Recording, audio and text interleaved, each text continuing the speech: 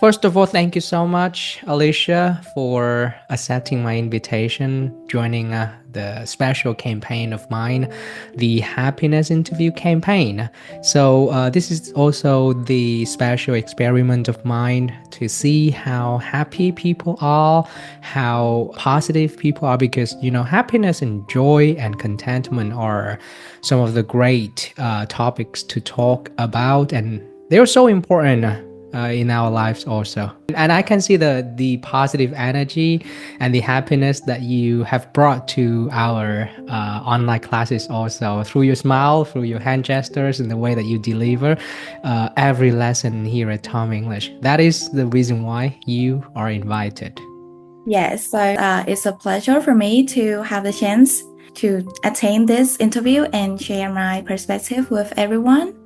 And, one of the reasons that I'm being positive and happy is also because the classes here at Tommy English is really, joyful and really respectful and really active in the class as well. Okay, I can consider that you are a very lucky coach to have to be in charge of the two cute and beautiful students here at Tom English.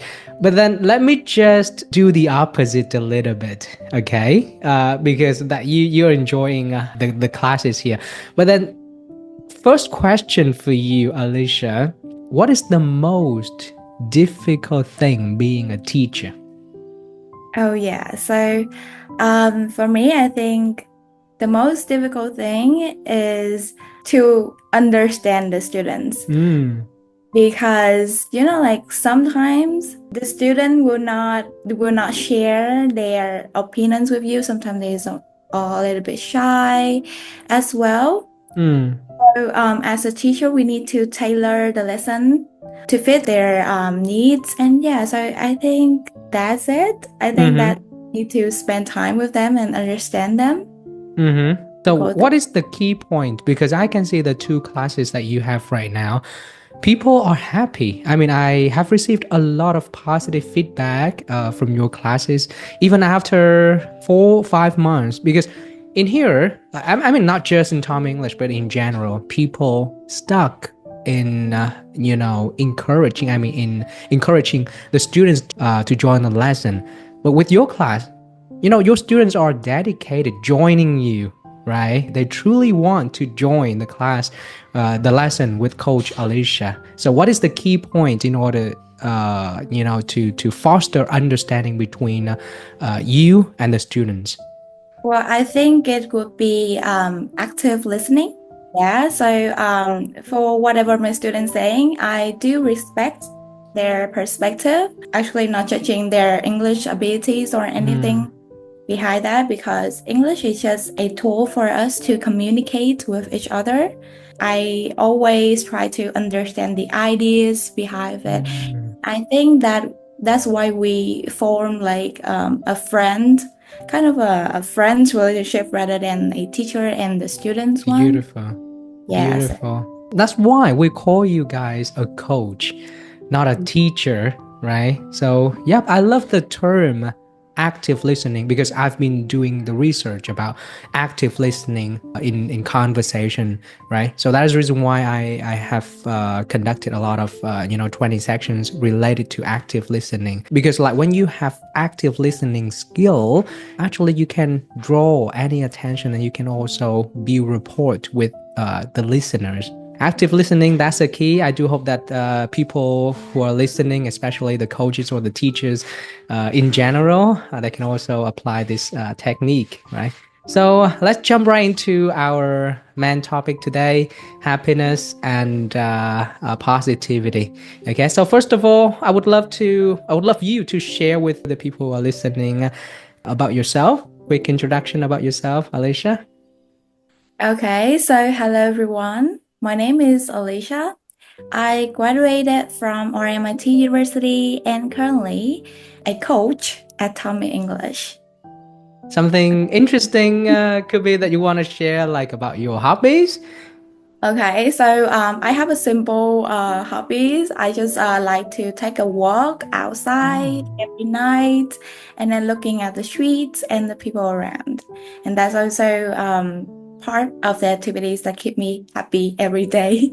What a healthy girl. Okay. So let's just tell us about your definition of happiness, Alicia. What do you think about happiness? How do you define happiness? Okay, so happiness for me is simple, and I determine it by two elements. Firstly is discovery, whether I Mm, has new knowledge, new mm, interesting stories, or new interesting experience within a day. Those make me happy. mm, And the second one is support. I can support my loved ones when they need me, be helpful to my circle, brings me mm, satisfaction and fulfillment. Yeah. Okay. I love the 2 points in your sharing. Happiness is discovery. And I have experienced that also. When we first started doing something, we always feel excited, right? For example, like for the first month joining Tom English, for sure that you used to have a lot to learn, and then you feel excited, you feel happy, right? So can you just give me some experiences of yours when you first started doing something and you feel super excited and then happy? So recently I signed up for a TESOL certificate, University of Social and Science. What we do in class is, like to practice teaching all of the models. And every day I comes in class and I encourage, like I access to new information, new model of teaching. I always feel excited. And then when the teacher asks us to practice teaching that and then giving the some of our perspectives, some of our arguments to all of our teammates, I also feel really happy. Any takeaways that you can use for the class here at Tom English from the Oh, TESOL? yes, only the speaking activities for their speaking activities. I just realized that before the speaking activities, we need to get the students familiar with a lot of like different types of conversation, and eventually they will pick up the accuracy in those conversation without a lot focus on the grammar. I do hope that it will be beneficial for the classes because, like, for sure that it is good when you can get some of the theoretical knowledge from the class, and also you have an environment to also apply those things into the real world situation here. The second point I love about your sharing just yet about the definition of happiness, like what you told me before, happiness is support. I do agree. When we give away, when we help people out, we feel happy, right? Can you go deeper in this point? Because I want to know how help you be more happier in life.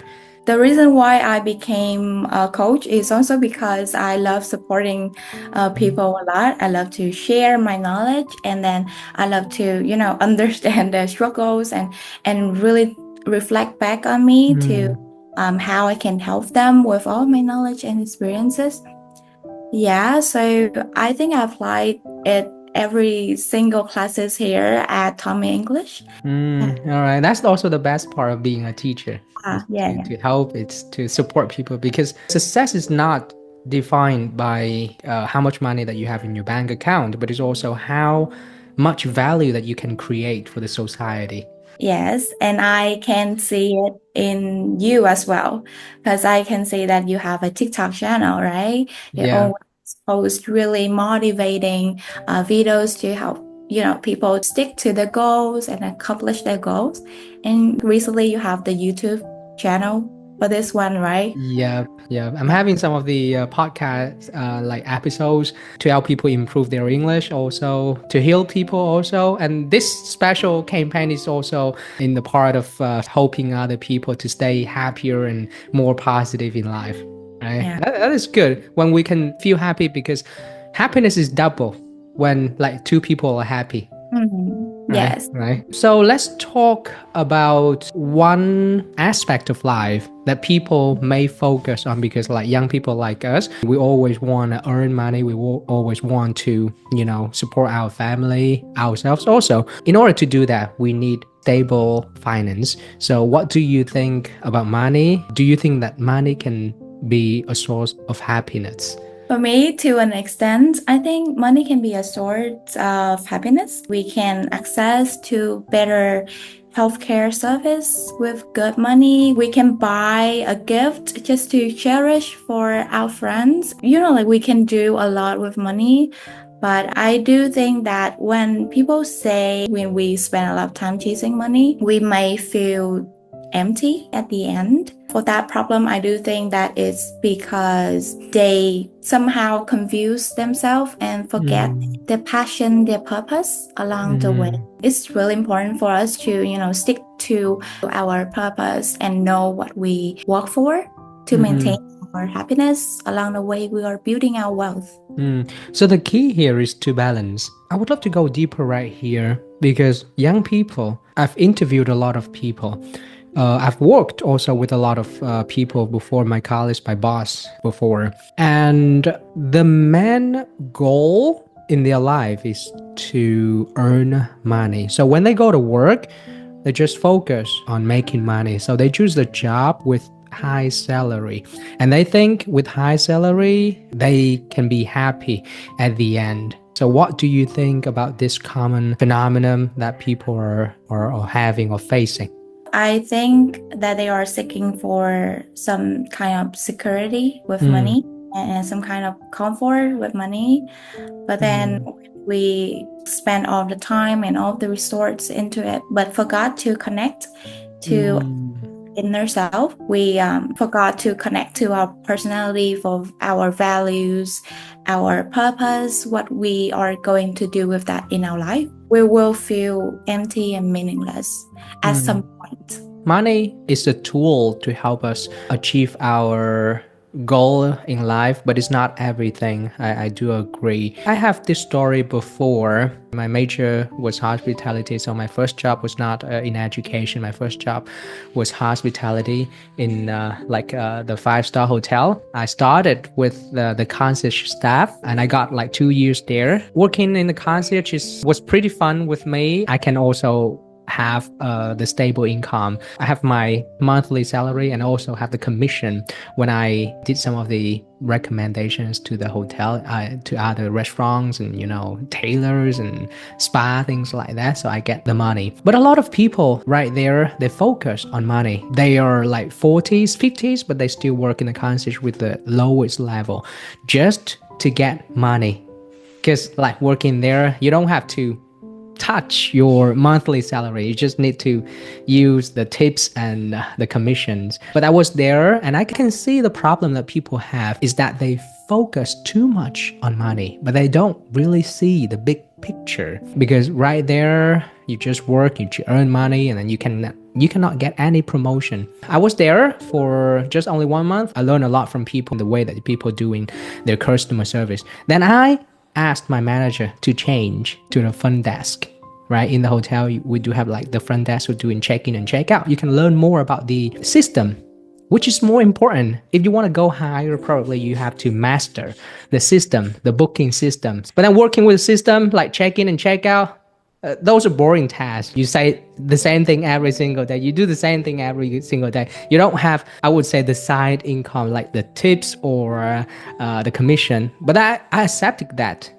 I focus more on my future career rather than some of the small money. But then after only a few years, I climbed to the manager. My fixed salary is doubled. The meaning of the story is that money is everything. But then sometimes you have to stay back a little bit, or you have to see life with the big picture, with the bird eye views, so that you can also focus on which is more important. Like what you say, we need to balance.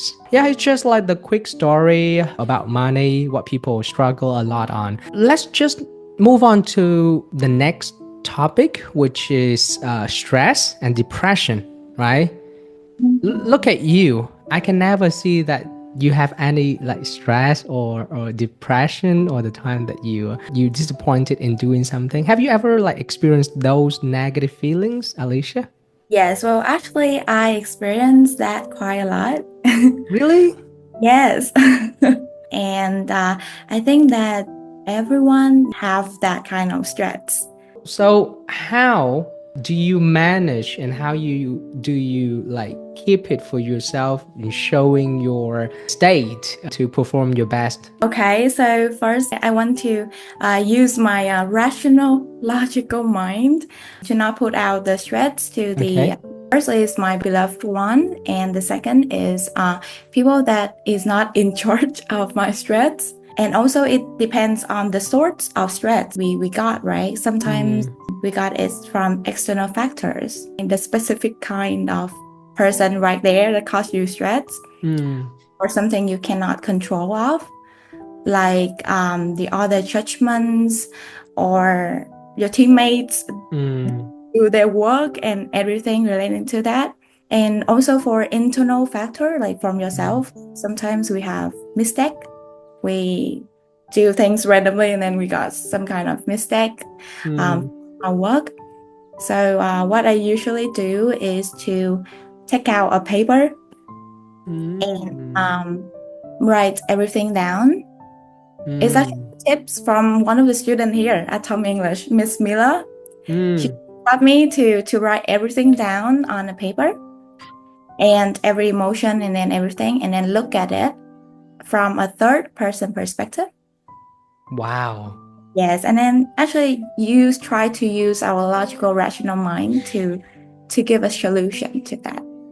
And does it help? I mean, when was the last time that you have done the thing, and how did it help you overcome the problem? I did it like every day. I always try to journaling every night. It's like I jot down into my into this kind of notebook right here. Yes.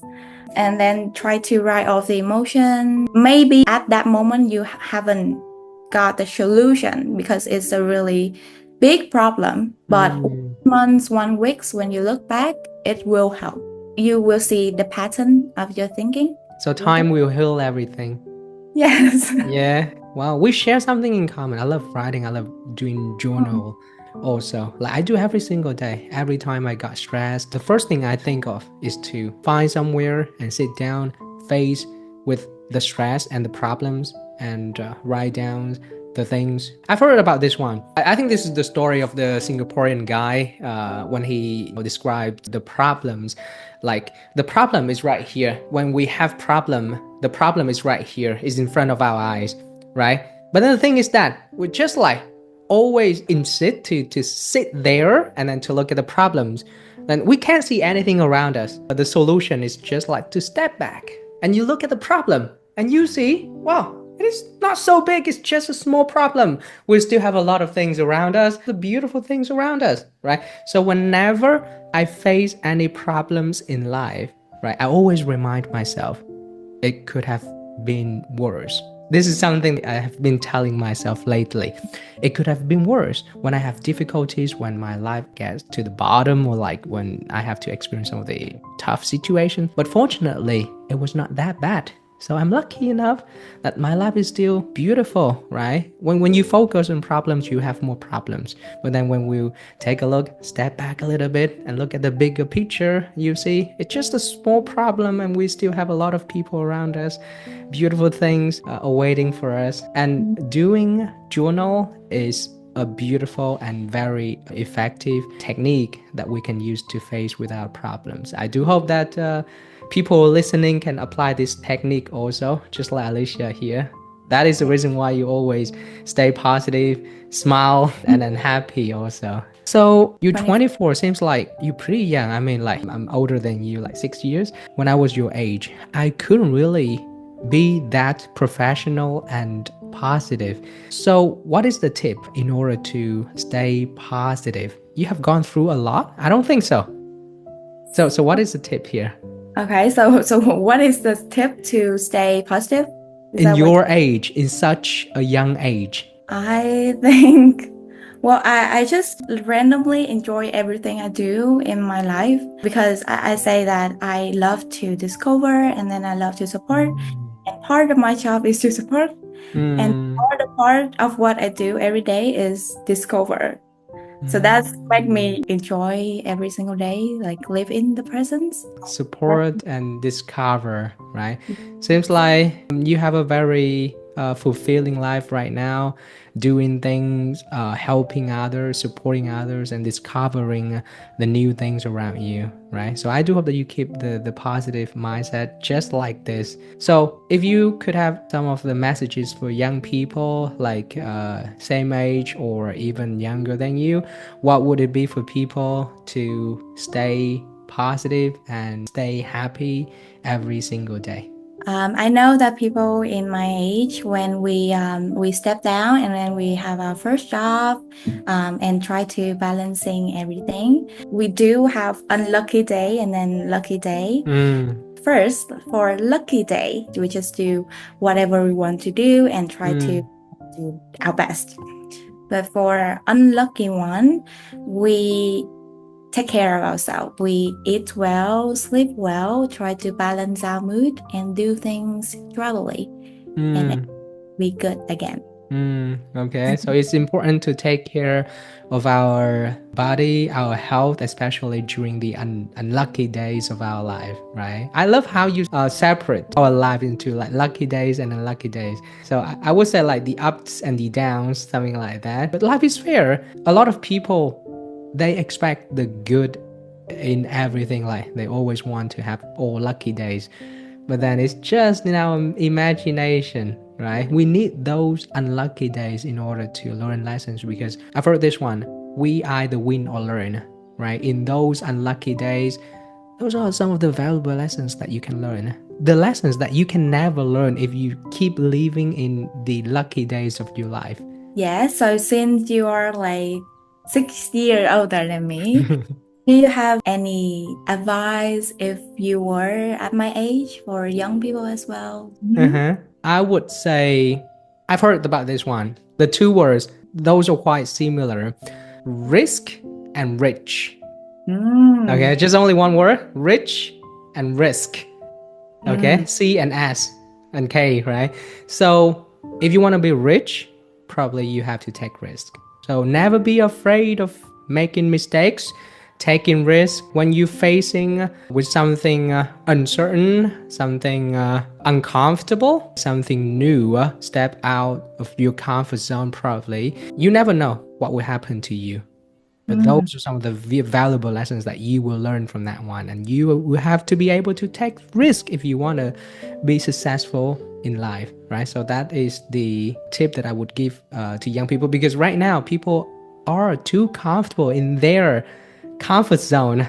They don't want to step out. They're always afraid of what if other people may judge me? What if I fail? What if I waste my time? But then you gotta try to see whether you're suitable, whether the job is good for you, whether the person is good for you. You gotta give it a try. In my dictionary, there will never be the word fail. I fall, I don't fail. Okay, so I hope that young people can also see it. You don't fail, you fall. When you fall, you get up, you keep moving forward, you learn the lessons, and you keep moving forward. But when you fail, you just stay there, and then you keep blaming yourself, why you're not good enough, why life is not fair, why do I always have like unlucky days. So delete the word fail in your dictionary and you can be undefeatable. So that is the sort of message that I would have. Thank you so much for the question, actually. Alicia, what is your goals? Because this is also like the 7th day of January 2025. Do you mind sharing with the people here your biggest goal this year, 2025? Oh, yeah. So my biggest goal.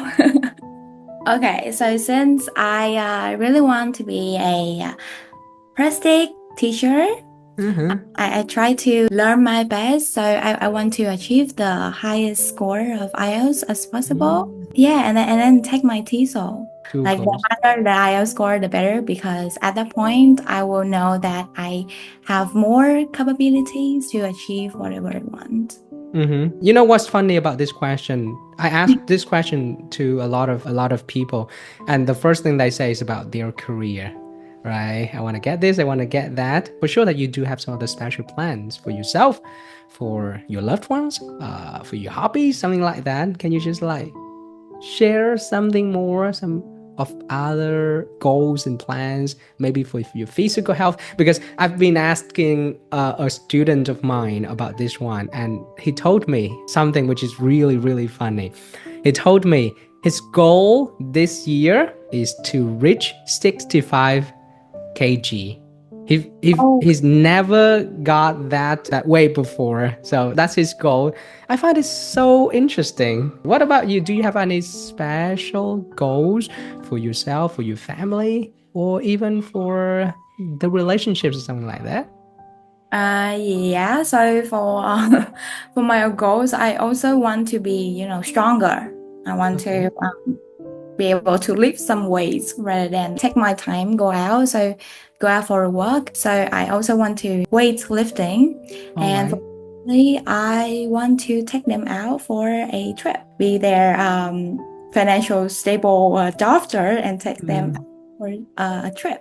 All That's it. right. It's really simple for 2025. That's good. That's good. Simple but it's special, right? So I do hope that whatever plan, whatever goals that you have in 2025, you're going to get it anyway. Because I can see that you're very talented, positive mindset, also ambitious girl.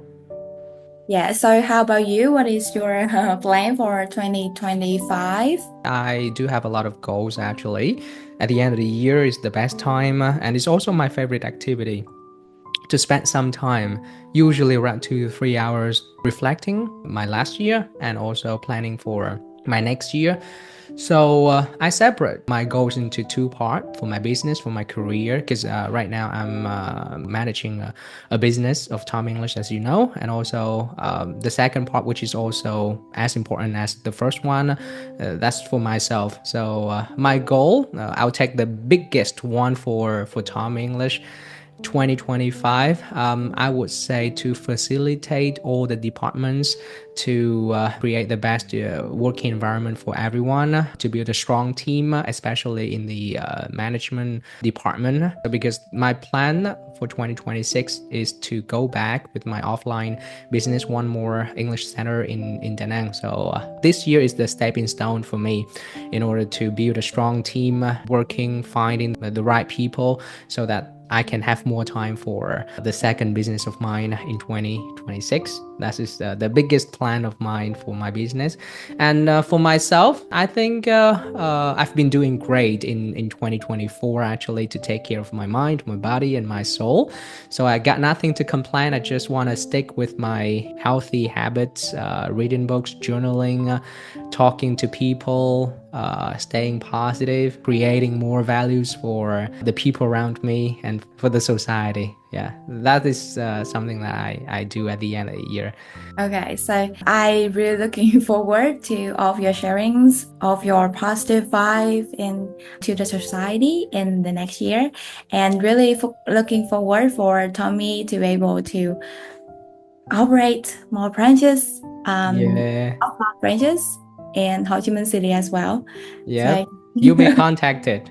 yes. Yeah, for the offline center. Maybe in 2027, 2028, maybe. Yeah, because I got my first business here in Da Nang. Even before Tom English, I got Joy English Center. I was working with the two co-founders, but COVID hit, and then I gotta stop that one. It gave me a lot of experience in building Tom English. I think this year and the previous 3 years, I think I've gained a lot of experience, and I think I'm confident to go back to my offline center, Tom English, offline in Da Nang. So maybe the second one, the second branch will be in Ho Chi Minh. I have a lot of talented teamers in Ho Chi Minh City, so why not? Yes. Right. So thank you. Thank you so much for joining me. Yep, I do hope you have a great day and especially Happy New Year 2025 to you. Keep up your great work, Alicia. I'm so proud of you for the things that you have done, for the things that you have achieved. Thank you so much. Thank you so much. Have a nice day and Okay. a nice new year. Thank you. Enjoy the rest of your day.